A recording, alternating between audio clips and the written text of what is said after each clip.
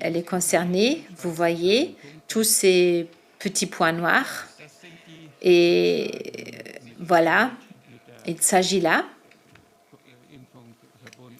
des effets secondaires liés au vaccin. Après, vous voyez les autres choses supposées.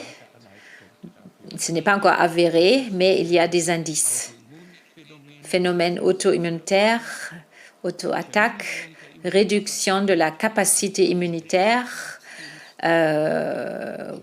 croissance cancérogène, accélération.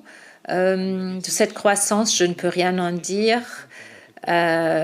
Puis dégâts des vaisseaux, les érythrocytes qui s'agglutinent.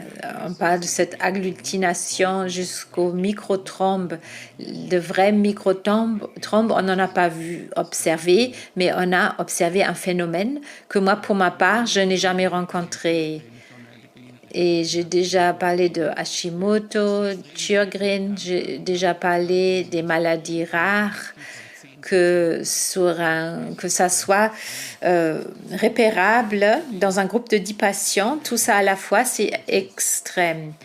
Puis maintenant, je parle des modifications du vaisseau endolytis, modification de l'endothèle, cette couche de revêtement des vaisseaux.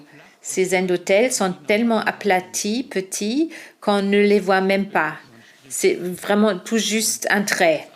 Et moi aussi, dans un premier temps, je ne l'ai pas vu, mais à force de le revoir encore et encore, et 40 000 obductions, 500 000 biopsies, voilà à peu près le nombre d'analyses auxquelles j'ai déjà assisté. Donc j'ai pensé, c'est un artefact autolytique, on peut encore en discuter. Vous voyez, en tout cas, ces cellules qui se sont détachées, ce n'est pas une autolyse.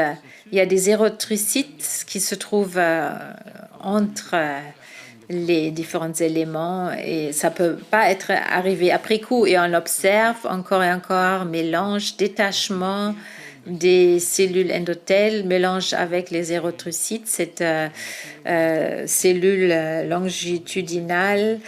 Du point de vue de l'histologie immunitaire, on va encore analyser tout ça.